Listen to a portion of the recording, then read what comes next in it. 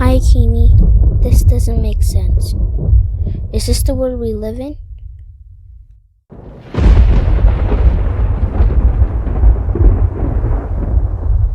Big bro, I need something. I need words of hope right now. It's dark.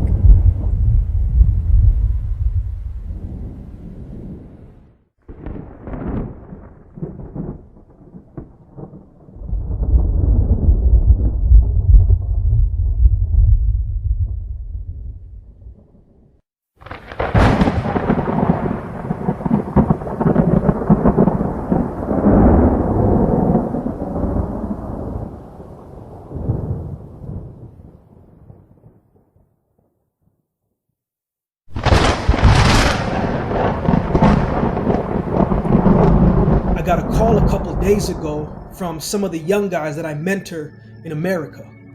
And they're calling me. We're on a 4-way call and nobody's saying nothing. And I'm saying, fellas, what's going on? And nobody's saying nothing. And I'm just sitting there waiting for them to tell me the pain that they're feeling. So I waited and I waited and I waited until one of them finally said, man, life is not fair. And I said, speak on it. And he says, man, I don't know what's happening, but it seems like my people, it seems like every time that we try to move forward, something always happens, whether we do it in the sport, whether we do it in the classroom, it seems like we're always at a disadvantage. And I listened to all of them talk and all of them to get their pain out. And I listened to all of them speak their voice. And I listened to 4 men in tears crying. And I sat with that and I said, fellas, life has never been fair, and it's not going to start now. It's never been fair, and it's not going to start now.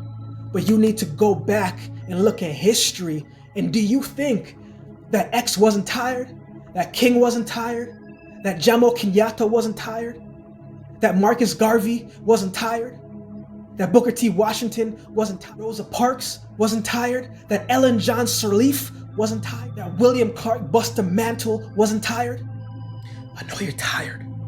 But now is the time to use that same pain and express it in the classroom. We got to stop going to school just to go to school, but go to school to learn the language so we can take that same language and bring it back into our communities. So we can go in our communities and be the missing piece that we wish we had when we were growing up. We got to go back into the areas where we see the most weakest at, and we got to be the ones who fill that void. You got to be the one to instill the change. And just like how every single country, every single state is marching, you have to make up in your mind that you are going to march every single day.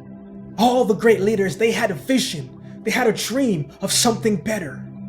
And it was that same dream that pushed past the tiredness, that pushed past the frustration, that helped them up when they were crying, that made them feel like they were making a difference when the days that they wanted to stop, when they were traveling in the dark, when they were getting beaten, when they were getting watered down, when the dogs was on them. It was that same vision of what could be and for a greater purpose that kept them alive and kept them going. No, we can't control what happens when we choose to do something, but we still got to do something. And sometimes when we're doing something, trying to make a change, it doesn't always feel like it makes any type of impact. But you got to start with what you got, and you got to start with what you have. And you have to be hopeful for what's to come.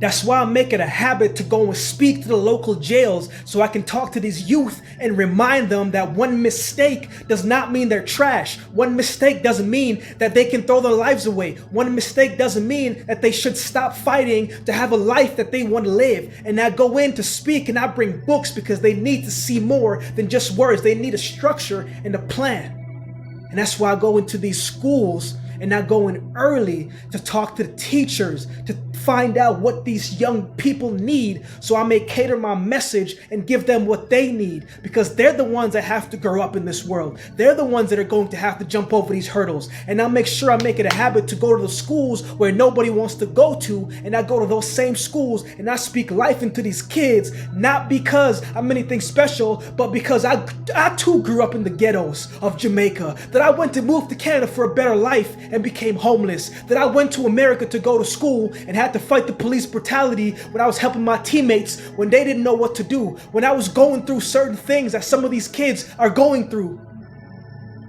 That because I went through it, that I can come back with some type of solution, some type of option other than what they're able to see right now.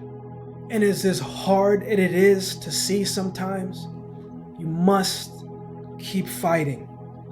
You must do everything in your power to keep the faith, to keep the strength, to keep praying, to keep staying encouraged, and to keep fighting for your life, your dreams, your aspirations, and everything that you believe and you stand for. And know it's not going to be easy, and it's not going to get easier. But all I know that you're not fighting it alone.